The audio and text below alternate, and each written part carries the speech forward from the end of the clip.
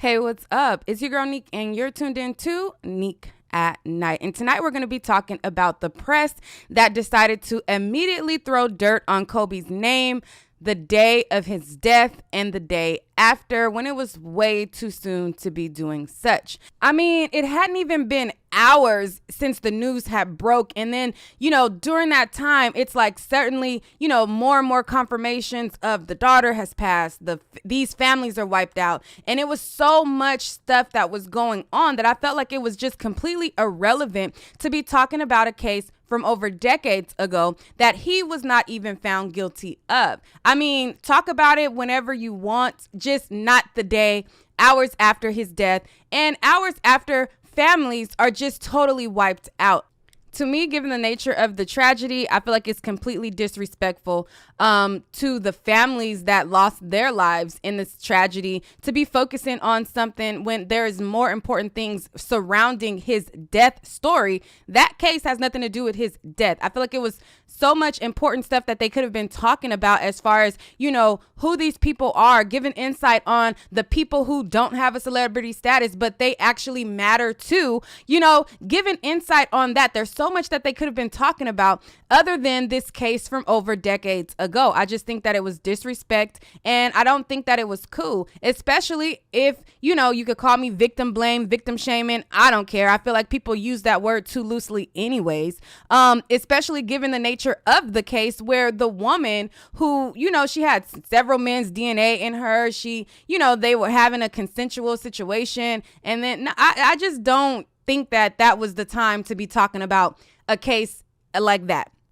That's my thoughts. That's my opinion on the matter. Your opinion is your own. But I just find it ironic that when it comes to white celebrities who are having certain things attached to their name, they don't mention those things in their death and throw that on their name. They just don't talk about it in that manner with white celebrities. And I think that there is a sort of racism that's attached to it. And I'll show you guys examples in this video. So in my gossip hour, I did a full, a lengthy live where I was talking about Kobe and giving him his flowers and, talking about all the people who showed him love. And in that video, I was talking about the media who also was throwing dirt on his name. I did like that, a little small segment, but in here, I'm going to be going in depth. And while I go in depth, I want to make it clear. I feel like if people want to talk about it, they can. However, it's a time and the place situation, and right after his death is not the time, nor the place or the hour to be mentioning it, especially when y'all don't mention it the same way with these white celebrities. So anyways, let's jump into it and talk about these different outlets that just felt it very necessary to go there. So it started off with a reporter from the Washington Post by the name of Felicia. Bye, Felicia. Anyways, it started off with Felicia, and Felicia felt it necessary right like an hour or so after he died to post a specific post that pointed to, his rape case and, making sure that people knew and aware. I mean, Felicia, we ain't forgot. We are aware, and it just was not the time. If you were so concerned about people knowing or having awareness around this case, you would have been advocating for it and been posting it prior to his death. It's just not the time, not the place, not at all. So being that it just wasn't the time, 1 hour, 2 hours after a whole entire 9 people just wiped out, of course, people started calling her out on that and saying that, dude, you could have even waited a day to do this. And after all of the people start coming at her, this is what she had to say. Well, that was eye-opening to the 10,000 people, literally, who have commented and emailed me with abuse and death threats. Please take a moment and read the story, which was written 3+ years ago and not by me. Any public figure is worth remembering in their totality. And then she reposted the post again, or the article again, for people to know about it. And it's not about the fact of not remembering them in their totality. It's just the fact of This is not the time and or place to be talking about that right now. You got so much more to be talking about. You could be enlightening us. How about give us history on the Artabelli family? I don't even know if I'm saying it right. Give us history on them. Like, enlighten us about them. Like, we already know about this rape case. Like, this ain't the time for us to be divulging information about a rape case that the charges were dropped in. Like, give us information pertinent to the actual incident. Like, tell me about the people who I don't know about, the people who are not celebrities. Tell me about them. Tell me, you know, like that, like, I'm just so disgusted. Anyway, so this post was part 1 of 2 posts. So she said any public figure is worth remembering in their totality. And then she continues by saying, even if that public figure is beloved and the totality, even if that public figure is beloved and that totality unsettling, that folks are responding with rage and threats towards me, someone who didn't even write the piece but found it well reported. It don't matter if you wrote it or not. You posted it. It's the same thing. Like, it's like you co-signed it. You know what I mean? Like, you not necessarily that you co-signed it, but you just put it out there an hour or 2 after this man's death. It don't matter if you wrote it or not. Like, it just was not the time to be posting it, period. So she said, it speaks volumes about the pressure people come under to stay silent in these cases. Anyway, so a Black journalist read her and gave her a piece of her mind about it. And this is what she said. I'm looking at the journalist Felicia, and she is somebody who has gone through sexual assault herself. And she said that in the Washington Post. She released an article a couple of years ago detailing her experience. So as a journalist, which is not what we do, we are a talk show with opinion. But you were a and I was a journalist for 10 years prior to taking this job. So as a journalist, it's our job to objectively report the news. I know that that would be tough if you're someone who survived sexual assault. But when I'm looking at this story, she didn't give the story any context. And she got upset that she was being attacked on Twitter for tweeting a link that basically was condemning Kobe's character and accusing him of rape.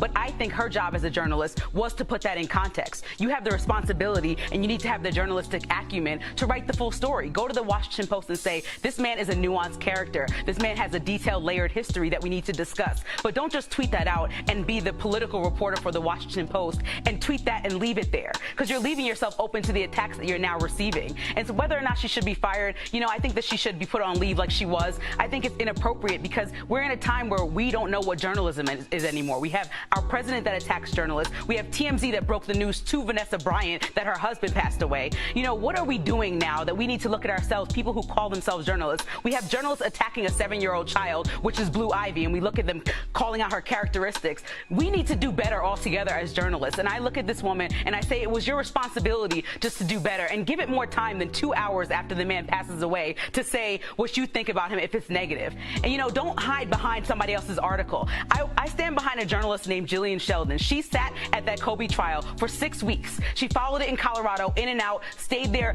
interviewed all the lawyers, interviewed the woman who was accusing him. And she said, how can we use someone's worst day on this earth as a referendum on their character in totality? And we can't, because just like Kobe, we all have flaws and we're all layered individuals. And we've seen this story time and time again, too many times when it's a black man and a white woman that's an accuser, when that's the story and it goes down and he just goes and gets convicted by the public jury.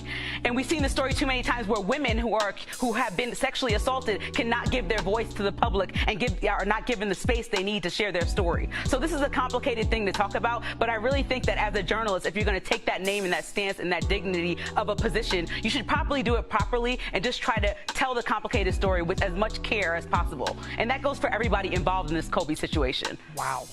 Well said. I know. I want to give you a round of applause. And that's that on that. She said it much more educated and eloquent than I could have ever said it, because my brain just don't comprehend certain things. Like, I just can't understand it, especially like she said, she didn't even give it context and she's hiding behind the article like, oh, I'm not even the one who wrote it. Yeah, but you tweeted it, homie. And it just was not the time or the place. And there was other people who at the breaking hour of his news were just doing stuff stuff that just was not okay. There was this comedian who came forward and he posted up a tweet and he was pretty much congratulating and celebrating somebody's death. I just wasn't raised like that. I guess probably because I wasn't raised in a racist home, and some of this comes from a stem of racism, and it comes from a certain stem of or a character that I just was not embedded in me. I don't know. I just was not raised to wish death on people or celebrate people's death in that way. I don't know. I just wasn't raised like that. But like I said, there was this comedian who came forward and he felt it necessary to throw dirt on Kobe's name and celebrate his death. In a tweet, he said, Kobe Bryant died 23 years too late today. He got away with rape because all the Hollywood liberals who attack comedy enjoy rooting for the Lakers more than they dislike rape. Big up to the hero who forgot to gas up his chopper. I hate the Lakers. What a great day. # F the Lakers.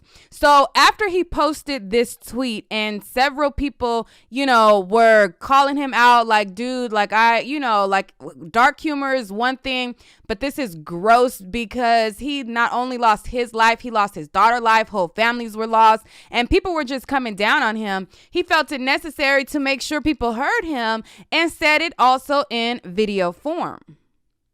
Guys, I know there's always a lot of hate, pain in the world, and there's always a bunch of terrible stories, and every once in a while there's a good story. Good story comes out. The guy who got away with rape got his today. Kobe Bryant is gone. I'm here in Charlotte, the home of the team that originally drafted him. Maybe he wouldn't have raped that chick in Denver if he had stayed in Charlotte with the Hornets. But anyway, the point is, dude, it's this racist fool gonna say every once in a while there's a good story, and then the good story being that Kobe died, and it's like, okay, within that story, there's also a 13-year-old girl who died, her teammates who died, their parents who died. I mean, what part of that is a good story? I just don't find it a good story at all, or anything about it to be good or to gloat about. I just don't think so, especially when so many innocent lives were lost. There's nothing to gloat about. And I feel like these types of sentiments are coming from people who I feel like are racist, period. Meanwhile, while he's gloating on the death of a 13-year-old and her innocent friends and family and father being killed, on MSNBC, you had a news anchor slipping in the N-word right along with her broadcast. Now, there has been controversy as to whether she actually said the N-word or whether it was a mix of her saying Knicks and the Lakers. I'm going to play it. You guys can let me know what you think about it, but I don't know if I'm buying her story. Seems like he was just the kind of athlete, the kind of star that was perfectly cast on the Los Angeles Lakers. Kavita, if I could ask you to stay with us, we're going to go to Bill Roden. He's joining me. Watching MSNBC with Allison Morris, and we have to watch the tragedy of Kobe Bryant, and then she says this. Yeah, it seems like he was just the kind of athlete, the kind of star that was perfectly cast on the Los Angeles Lakers. Kavita. Los Angeles what? On the Los Angeles Lakers. Kavita. Did she not say it? Cast on the Los Angeles Lakers. Kavita, if I could ask you to stay with us. She did say it, huh? What do you guys think she said? Did she say it? Did she not say it? Let me know. Earlier today, well, this is her response in her reply to that. She says, earlier today, while reporting on the tragic news of Kobe Bryant passing, I unfortunately stuttered on air, combining the names of the Knicks and the Lakers to say Nakers. Please know I did not and would never use a racist term. I apologize for the confusion this caused. I don't know. It sounded like a G up in there. It didn't sound like a K. It sounded like a G was up in there. So I don't know. There was several people who were like, oh, cancel her, fire her, racist this, racist that. She better watch out, all kind of stuff. There was a lot of people who felt a way about it. And then you had the black people who felt like, and she ain't say that. I hear her. I believe her. So, I mean, I'm sure y'all already seen all of the countless people who said she said it. So I'm going to show y'all the people who claim she didn't say it.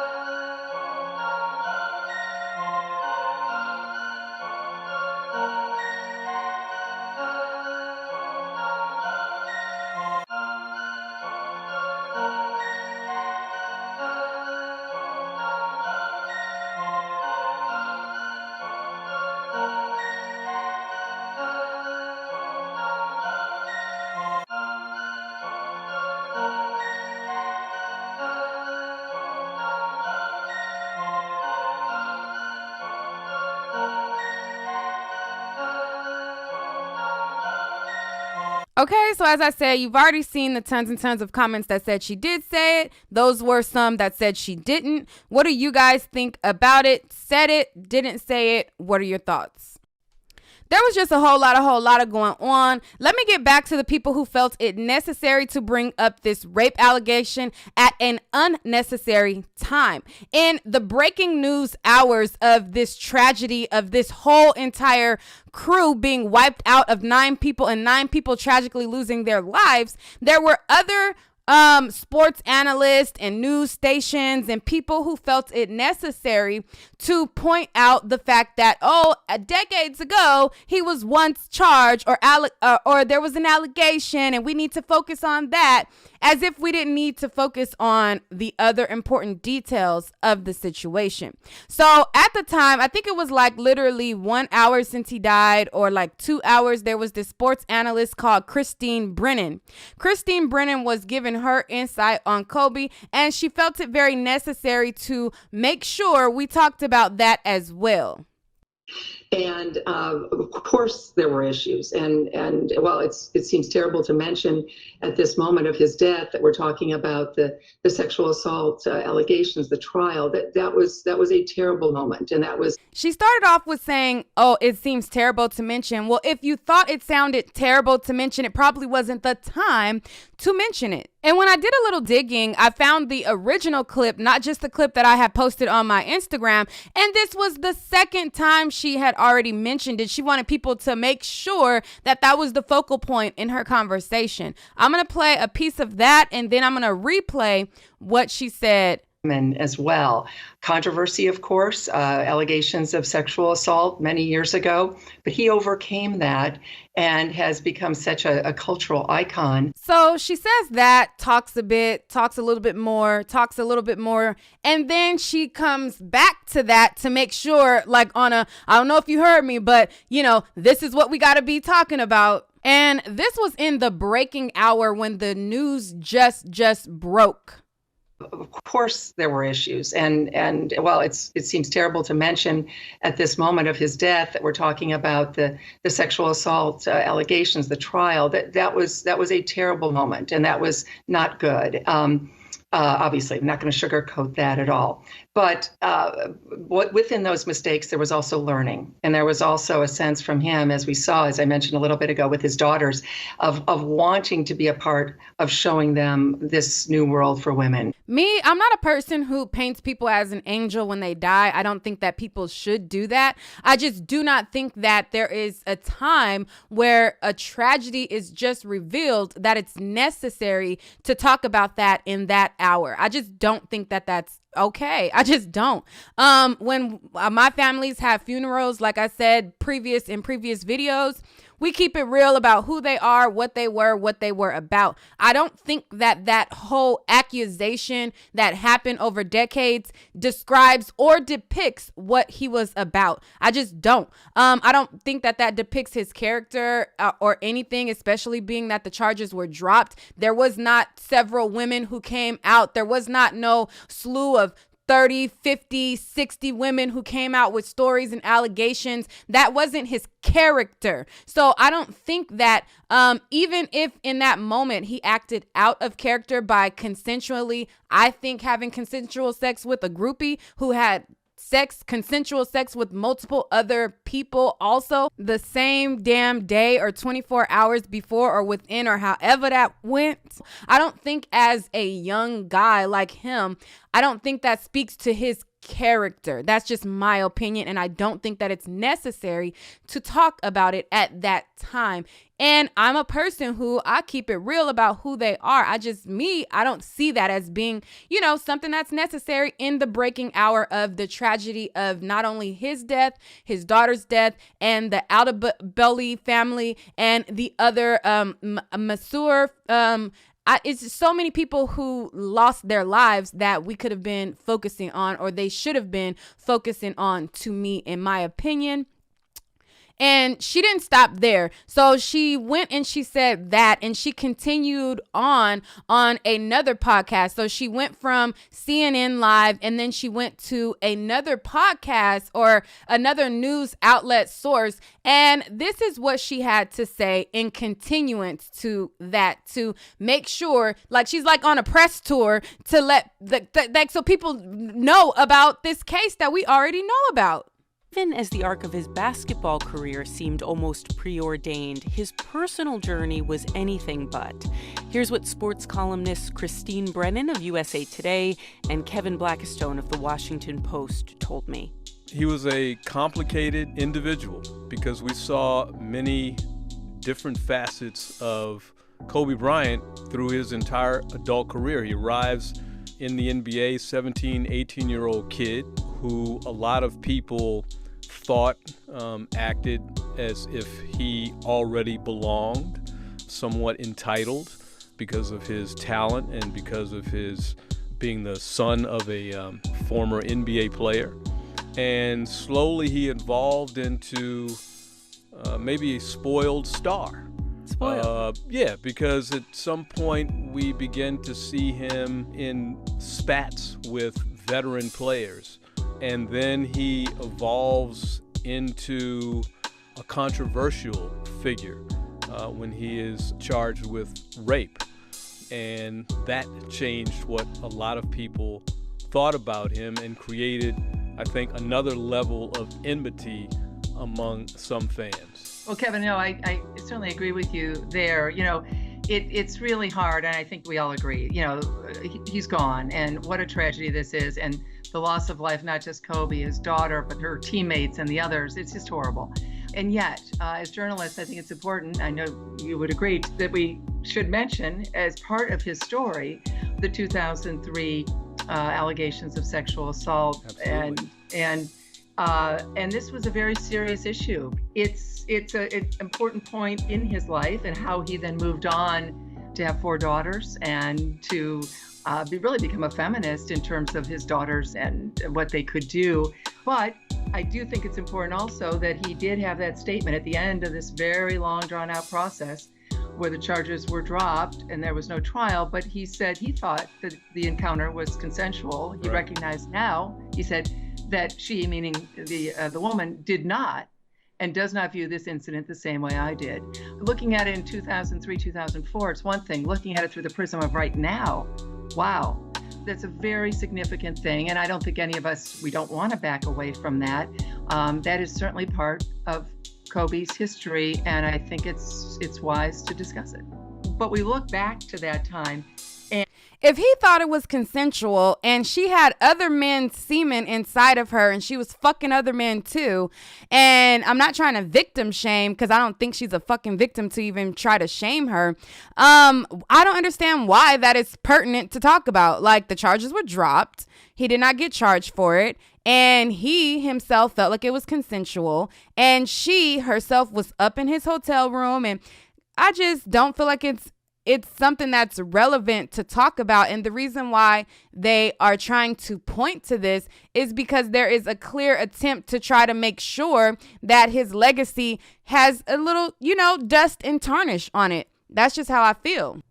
And I feel like it's a clear agenda to make sure that they can smear as many Black legends as possible. You see how they handle the people who are accused of situations who are not Black. And then you see how they handle situations of people accused who are Black. And I feel like it's a asserted effort to make sure that we can, or they can, tarnish as many Black legends as they can. And I just, like I said, and I'm going to keep saying it and I'm going to keep repeating it, it just was not necessary to talk about in the breaking hour, especially the context of his particular case. It just wasn't the time to me. I wonder, is this how a complicated person becomes beloved? How did this man manage to evoke so much in so many people? He probably was able to evoke so much emotions with so many people because that was not a continuance of his character, and that was not something that he continued doing, and he's done way more positive than what that one situation was that was negative. And that's probably what evokes their emotion behind it. And then the black guy comes in and responds, and he's like, oh, well, I think it's because he's their Michael Jordan. I mean, people feel like that, but I feel like it's deeper than just him being a good basketball player. I wonder, is this how a complicated person becomes beloved? How did this man manage to evoke so much in so many people? You know, it may have been because he was in the game for so long, and he became, as I've heard a number of players say in the past 24, 36 hours, he became their Michael Jordan. They didn't grow up with Michael Jordan. They grew up with Kobe Bryant. And as such, he became this avuncular figure to them. And by all accounts, he was very gracious with information about the game that he played so spectacularly well. Such a change from that arrogant young man, right, who people said, you haven't earned it. It is extraordinary to see. I mean, Christine, is that just maturity? Oh, I think it is. And think about it. You're a very young person, and the eyes of the world, or the sports world at least, are upon you, and our culture. It just, like I said, I feel like this is a form or a reason and an agenda to make sure to tarnish the legacy of our Black legends. And I just feel like there's a form of rooted racism within that because they do not report the same on white celebrities at all. Another sister, a beautiful queen, I just came across her post just now, literally as I was looking to put the clip that I was going to put after this, and she said it so eloquently. And this is what she said about white feminism and the Me Too movement in this situation. I don't even know how to start what it is I have to say. As sad and hurt as I was when I first learned about Kobe Bryant, his daughter, and the others that passed away, that sadness instantly turned into rage. Seeing feminists use death as an opportunity to tarnish this man's legacy was a whole new level of evil. The nature of feminism is to divert attention from other movements to fuel their man-hating agenda. Case in point, how Elizabeth Cady Stanton, you know, the pioneer of the women's suffrage movement, used black women for her benefit while openly referring to black men as rapists and sambos. Remember when Yellow Peril, the Brown Beret, and the Black Panthers worked together during the Civil Rights Movement? White women came in and started the Women's Liberation Movement, which helped to end the Civil Rights Movement by pulling black women into feminism. We see it now even. We yell Black Lives Matter and they come in and say, Me Too, which was a movement started by black women that they hijacked. Feminism is rooted in cases like Emmett Till, the Scottsboro Boys, the Groveland Four, and more recently, the Exonerated Five. Steam or a cube of ice is still water, isn't it? It most definitely is. Water, steam, and ice are all different forms of the same substance. Likewise, feminism is just another form of white supremacy.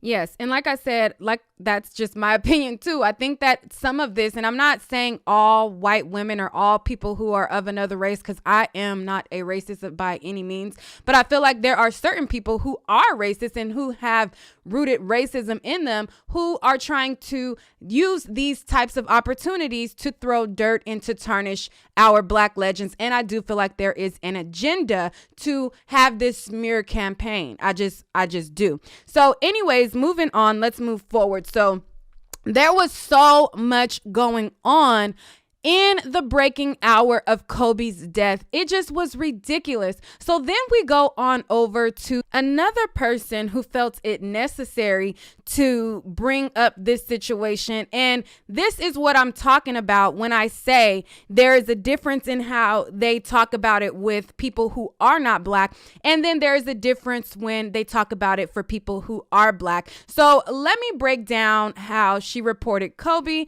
And then I'm going to break down how she reported a white man, or how she mourned a white man who had been charged with rape. And I'm going to show you the difference. So again, like the others, this was within hours of his death. This is an actress by the name of Evan Rachel Wood. And she said, "What has happened is tragic. I'm heartbroken for Kobe's family. He was a sports hero. He was also a rapist. And all these truths can exist simultaneously."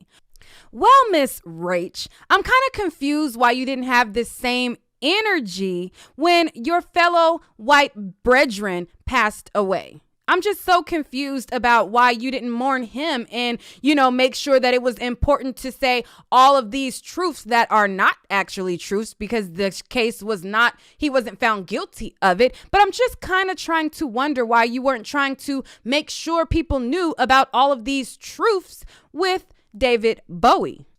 She tweets, "I am shaking and crying over David Bowie. No other musician meant more to me than him. I'm devastated." Okay, and in addition to your devastation, where is the same energy for the 2 underage girls that he statutory raped, and the same energy that simultaneously exists with Kobe? Why wasn't those same energies with David Bowie?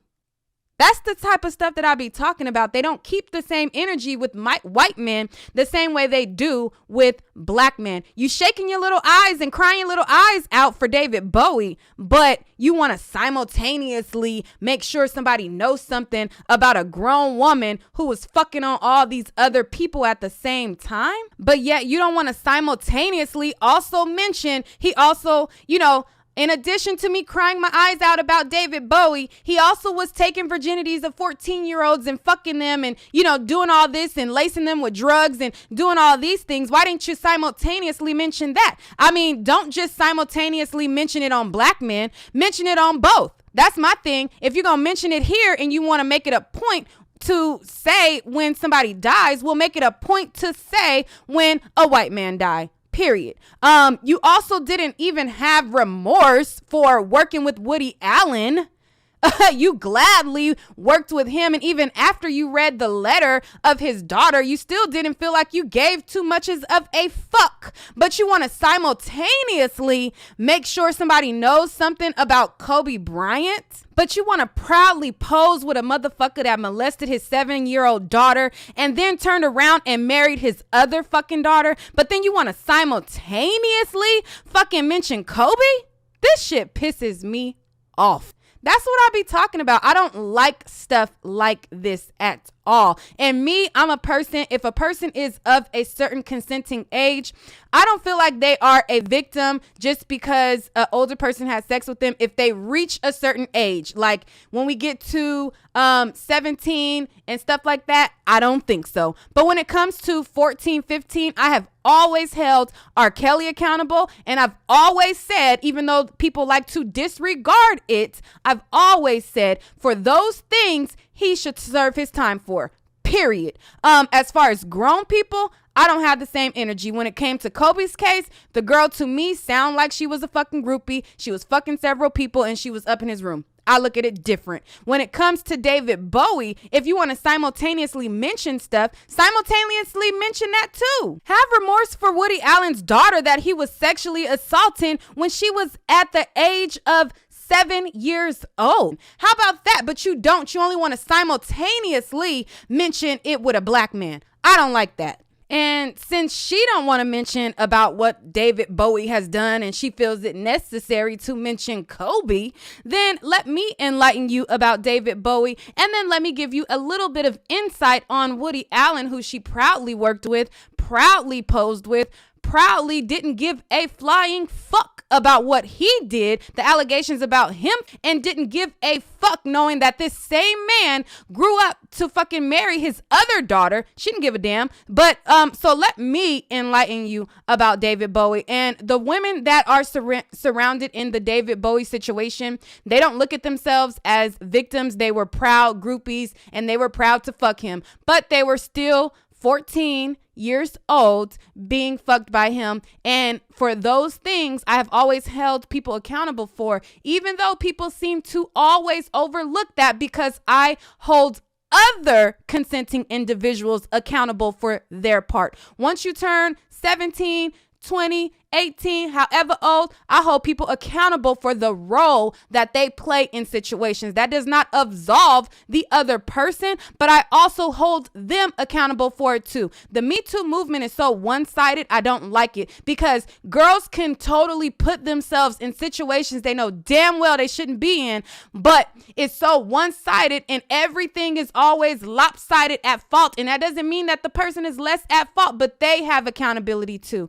Anyway, so let me mention this whole David Bowie situation. And again, the girls don't feel like they are victims, but they were underage, and he was proudly fucking and prancing them around town. Okay, so this article comes from Phoenix New Times, and it's written by David Akamazo. I don't know how to say it. I'm saying the reporter's name wrong, but it's about David Bowie and the 15-year-old girls. And when he first met her and tried to sleep with her the first time, she was 14 years old. So let me read. I'm going to read like excerpts of this article, and then I'm going to read another article, and then I'm going to get back to other people who slandered Kobe as well. I just trying to show the hypocrisy. Okay, so the woman that we're talking about mainly in this is Lori, and she is the woman to the right with the black hair. I don't believe that this is David Bowie with her in the photo, but this is her in her younger days, and this is when she was underage, and she would be around all of these different celebrities and in this whole lifestyle. Maddox has repeatedly said in interviews that she met Bowie as a young teen, and he asked her up to his hotel room. She was 14 and Bowie was in his mid-20s. Afraid, she declined. But 5 months later, Bowie again propositioned her, and she and the star went to his room. Maddox has since told the story several times, including once for a VH1 documentary that curiously omitted her age at the time. But she most succinctly told it to Thrillist just a few months ago. It says, next time Bowie was in town, though, maybe 5 months later, I got a call at home from his bodyguard, a huge black guy named Stewie. He told me that David wanted to take me to dinner. Obviously, I had no homework that night. Fuck homework. I wasn't spending a lot of time at school anyway. I said that I would like to go, but that I wanted to bring my friend Sable. She was dying to fuck Bowie. I figured that she would sleep with him while I got to hang out and have fun. And then it says, so the two girls went to Bowie's hotel where, according to Maddox, she had sex with Bowie, which later turned into a threesome with Sable. We got to the Beverly Hilton and all went up to Bowie's enormous suite.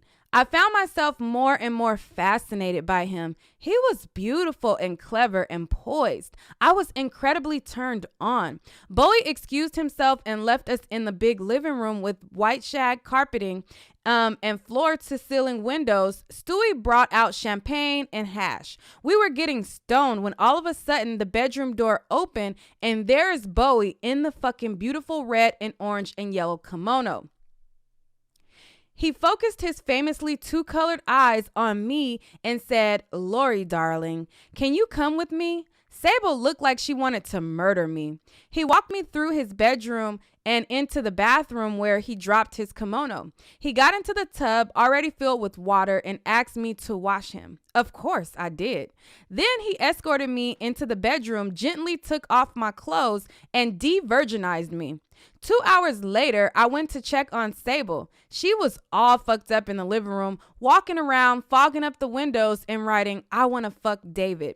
I told him that she was doing that and felt so bad. Bowie said, well, darling, bring her in. That night, I lost my virginity and had my first threesome. The next morning, there was banging on the door and it was fucking Bowie's wife Angie. I was terrified of her. David said not to worry about it. They were already at the point where they had separate rooms. She probably knew he'd be in there with girls or boys. He was totally bisexual. I saw David many times after that for the next 10 years, and it was always great. So this is her again with famous rock stars. And then it says, so I don't know if that, I don't think that's David Bowie, but I think one of these people are in the group Led Zeppelin, and I think she was messing with one of them too. I'll detail that in another article. So it says, far as I could find, Bowie has neither confirmed nor denied Maddox's account of that night, and there don't seem to be any pictures of Bowie and Maddox. Okay, so as you can see, they state pretty much that David Bowie, no matter how many times she talked about it, he never denied the claims or the accounts of that night, and I believe he probably never denied it because it actually sounds like it probably actually happened. And she has proof of her with all of these other celebrities, and she's not painting herself as a victim. And I don't feel like she's just saying it just to say it. I think that it actually probably happened. And if you look through all of the other celebrities and rock stars she was around that she does have photos with, and that she was openly in a relationship with underage, I don't think that she's going to lie on him. And I find it ironic that, although she was a consenting participant, she was still at the age of 14 and 15. And I don't understand. And the reason why I brung this up, I don't understand why Miss Evan Rachel Wood didn't want to simultaneously mention that, because this is considered statutory rape. So in this article, it then goes on to talk about how she had an open relationship with the rock star that was a part of Led Zeppelin. And then we'll pick up from there. Okay, so then after that, of them saying, it hasn't been confirmed or denied about David Bowie and her by David Bowie. And then it goes on to talk about this guy, Page. And I think the guy, Page, is the one in the photo above. And I believe, like I said, he's in Led Zeppelin, and they were rumored to have a situation. And she has several photos with him and the group and all of that when she was underage as well. And she has several groups. She was getting around at 15, 14 years old.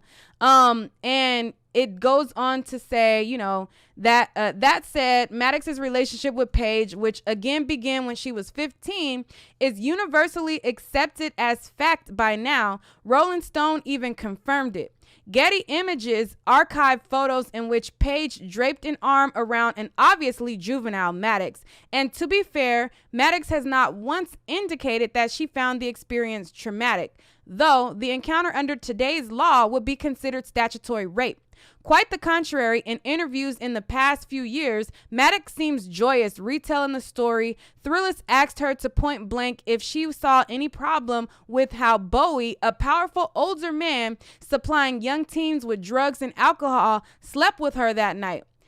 They asked her, they said, "Still, you were a 15-year-old kid and he was an adult man with a lot of experience and power and drugs. You don't see any problem with that now?" "I was an innocent girl, but the way it happened was so beautiful," she replied. "I remember him looking like God and having me over the table. Who wouldn't want to lose their virginity to David Bowie?" Then the magazine Thrillist asked, "But did it ever feel like there was something unusual about it?" And she replied, "No, you need to understand that my life has never been normal. I have always been special. I always felt like the universe was taking care of me." She later added, "I feel like I was very present. I saw the greatest music ever. I got to hang out with some of the most amazing, most beautiful, most charismatic men in the world. I went to concerts in limos with police escorts. Am I going to regret this? No." Okay, and this article is a mix of Lori Maddox's encounter with David Bowie when she was 15, losing her virginity to him. And it's also a mix of her encounter with Jimmy Page of Led Zeppelin and their encounter when she was 15, and how, he even went as far as to asking her mom for permission to date her. So I'm going to finish out this article and then we'll chat about some more stuff, because you know what I'm saying? We got to simultaneously bring up this stuff too. And then it points out and it says, of course, statutory rape laws are in place for a reason, and it's up to Maddox to define whether her sexual encounter with Bowie was traumatic. Many have dismissed Page's and Bowie's actions as par for the course for famous rock stars, dirty misdeeds overshadowed by their contribution to pop's, I don't know what that word is. Many are crediting Bowie's being an androgynous role model with saving the lives of queer children worldwide. Statutory rape seems destined to be a footnote in Bowie's legacy, because maybe that's how we as a society evaluate our famous people. We don't let singular acts overwhelm the legacy. We measure people's value by what they contribute to society. And if a man happens to act unethically on the way to selling millions of records and being an overwhelmingly positive force in the lives of millions, so be it. So this was written by David Akamazo or whatever.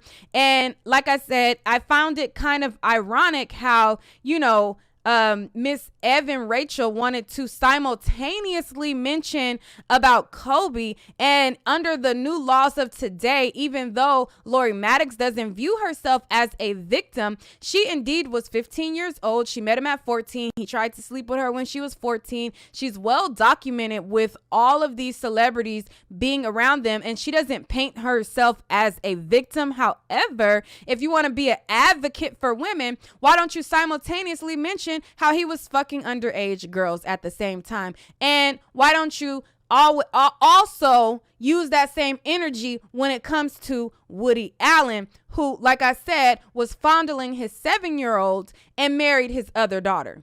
She don't got the same energy for them. So that's why I feel like it's just hypocritical. And again, like I've said before, I do think that there is a difference by the time you reach 17, about to be 18. I'm sorry, I feel like that's a difference. But younger than that, I feel like that's kind of a gray area, and older men should be held accountable, period. Anyways, so there's another article that is very interesting surrounding this Lori Maddox situation. It details the life of her messing with these other celebrities and her, being a notorious and underage groupie.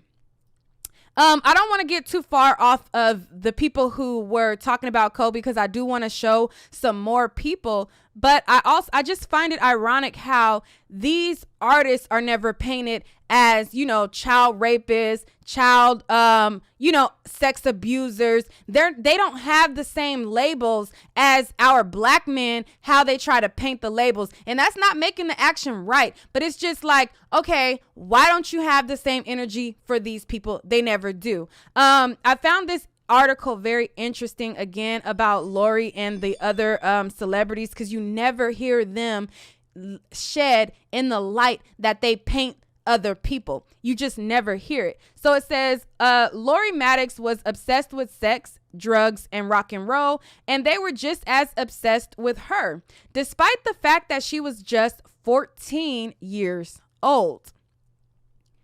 And so this is a photo of the group Led Zeppelin, and it is a photo with Lori to the right, and she has the black hair. She's all the way at the end of the photo. And then it has her friend Sable, who she had a threesome with, all the way on the opposite side with the blonde hair. This is the one that she had a threesome with when she was talking about the situation with David Bowie. But in this picture, she's with Led Zeppelin. Okay, so in this article, it says, in the 1970s, Los Angeles, you were hard-pressed to find someone who wasn't either a groupie or someone who wanted to be. The lifestyle was one people fantasized about, leaving home, living on buses, following legendary rock stars from city to city, and getting just to the faintest glimpse into the lavish lifestyles. Not everyone could handle it, and those who could became almost as famous as the stars. One in particular, Lori Maddox. It says, the only problem, Lori was 14 years old. Fresh out of junior high school, Maddox met Sable Starr, who became known as the queen of the groupie scene. Starr was also underage at the time, pulled Maddox into her seedy world of the after-hour parties on the Sunset Strip. When Lori Maddox was just 15 years old, she met David Bowie. She and Starr were at the E Club, one of the nightclubs that dotted the Strip, and played host to rock stars and turned a blind eye to drug use and girls that might not be of legal age. Bowie, 11 years her senior at the time, scared her at first. When asked about meeting Bowie, she described him as hair the color of carrots, no eyebrows, and the whitest skin imaginable. She pretended she was with someone else to avoid going back to his hotel room with him. And I kind of read some of this, but it goes into details of other rock stars that she also was with. It says 5 months later, her fears had subsided, and then that's when she lost her virginity to him. And then I kind of read through that. So it says, when she wasn't getting down and dirty with rock stars, Maddox could have been mistaken for any other teenage girl. During the week, she went to school, lived at home with her mom, and hung out with her sisters. On the weekends, she snuck out while her mom was at work and frequented seedy nightclubs with much older men. Despite what seems like an obvious problem, Maddox never considered her lifestyle unusual. In fact, she reveled in it. It says, not too long after her tryst with Bowie, Lori Maddox got a phone call from Jimmy Page, a guitarist and founder of Led Zeppelin, the biggest rock band in the world at the time. He invited her to his hotel and even sent a limo to collect her. So this is her and Jimmy Page in the photo, and he is the, famous person in Led Zeppelin. And again, she was 15 years old at the time, and you can tell she looks like a child with a fur on. It says, I felt like I was being kidnapped, she said. I got taken into a room and there was Jimmy Page. If there were ever a time for it to click that her lifestyle was far from average, it should have been then. Standing in the bedroom of a man quite literally double her age, but despite the hostage-like situation, Lori Maddox didn't run. Instead, she fell in love. It was perfect. He mesmerized me, she said, the evening. I fell in love instantly. I watched another interview that she did, and because they're playing their music in the background, I don't want to play it, but they left out some details. So basically, when she said she felt kidnapped by him, he told her that he was going to have her, like, no matter what, like, I'm going to sleep with you, I'm going to have you. And she was like, kind of like whatever. And then he sent out these people to kind of like capture her and put her in the limo and bring her to him. And then when she got there, they pulled her into the room, and he was in the room. And basically what happened was he was like, well, I told you that I was going to have you. And that's where she talks about, then she became mesmerized or whatever. But I just wanted to add that context in there. And now let me finish reading this article. Their relationship was secretive and tumultuous and constantly overshadowed by Maddox's age. But Page clearly didn't care. As Maddox was underage, she couldn't travel state to state with the band in their jet. So she would sequester herself in Page's hotel room and wait for him to return. Eventually, her life outside of being a groupie began to suffer. My whole life was about waiting for Jimmy, Lori Maddox said. I tried going to high school, but I couldn't concentrate. And after Jimmy Page and David Bowie, what was I going to do with a North Hollywood boy? I didn't go to high school prom because I was too busy living the Hollywood prom. Then suddenly the fairy tale ended, as rock stars do. Jimmy Page eventually moved on. And one night after returning from a show, Maddox found him and Bebe Buell, eventually groupie lovers of Steven Tyler and mother to his oldest daughter, Liv Tyler, in the bed together.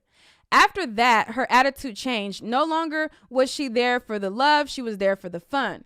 Before she turned 18, Lori Maddox would take shots with John Bonham, do several different drugs with Iggy Pop, have sex in the bathroom with Mick Jagger, and find herself in a bar fight between Paul McCartney and John Lennon.